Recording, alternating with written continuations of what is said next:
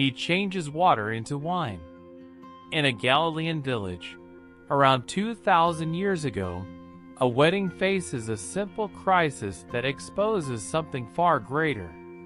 You will witness the first public sign that points to his glory. Jesus moves through the wedding courtyard with quiet composure. He speaks little, but people notice the steadiness in his gaze. His presence is not theatrical. It is gravitational, as if something true is drawing the room toward him. Mary watches from the edge of the gathering. She understands hospitality and the shame a family feels when a feast cannot provide. Her concern for the hosts is practical and personal. This will be the spark that moves Jesus to act. As the feast continues, the courtyard hums with music and conversation.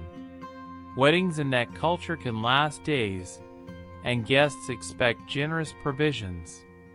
Food and drink mark honor.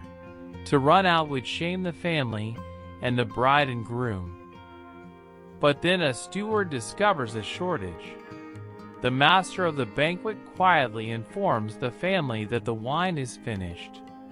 In that moment, social status and honor hang by a thread. Mary hears this and her worry deepens. In that very moment, Mary steps forward and tells Jesus simply, "They have no wine." Her words are not a rebuke but a plea.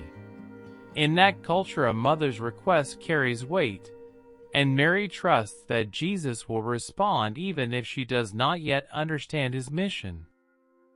Jesus answers with measured reserve, "Woman, what concern is that to you and to me? My hour has not yet come." His words are more than brusque.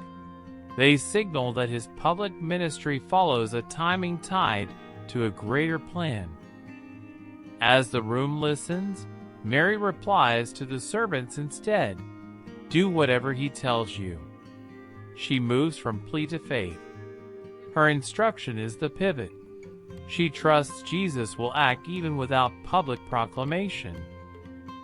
Then, obediently, the servants moved to the 6 stone water jars used for Jewish purification.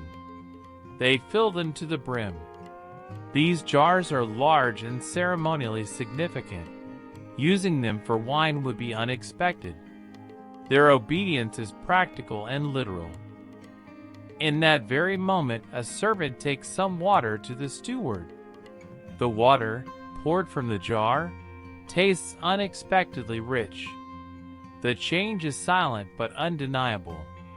The steward, who had not seen the filling, tastes and is astonished at the quality. As the steward calls the bridegroom and praises the unexpected wine, a private taste becomes a public marvel. He notes that the best wine is saved until later. Culturally, this reversal astonishes everyone. Usually the sweetest wines are served first and the cheap ones later. When morning comes, Mary watches the effect of what has happened. She does not need to understand every theological implication. She sees that Jesus provided in a way that honors the hosts and redirects the conversation towards something more than food and drink.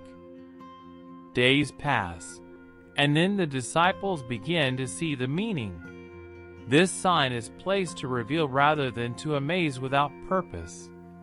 Through this act, the disciples start to believe in him.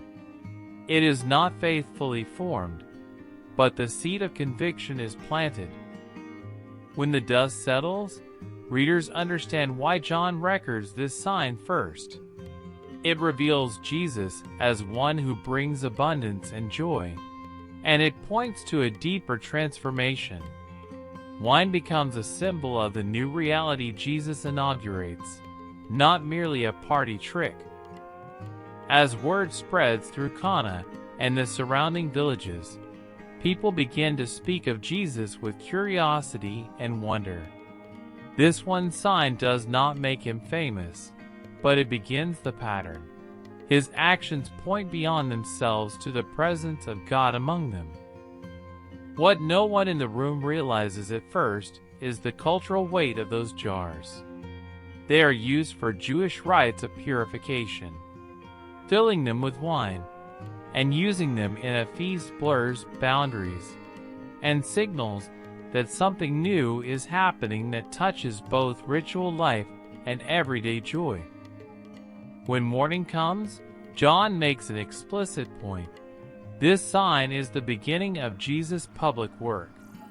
It is the first sign that will reveal his glory. The sequence sets a theological pattern: sign, revelation, response by disciples and bystanders. As the courtyard clears, the miracle leaves a quieter aftermath. People return to their lives with a new question. The feast continues for some, but others carry the memory as the first hint that Jesus brings a kingdom where joy and abundance are signs of deeper restoration. When the evangelist records this sign, his purpose is instructive. John wants readers to see the meaning behind the event. The miracle is not merely wonder. It is an interpretive act that invites belief in Jesus as the Son of God and herald of a renewed creation. When the story ends, the lesson is clear. This first sign teaches that Jesus brings abundant life that honors God and humanity, revealing his glory so people may believe. If this story moved you, like the video, subscribe to the channel, and tap the bell so you do not miss the next one.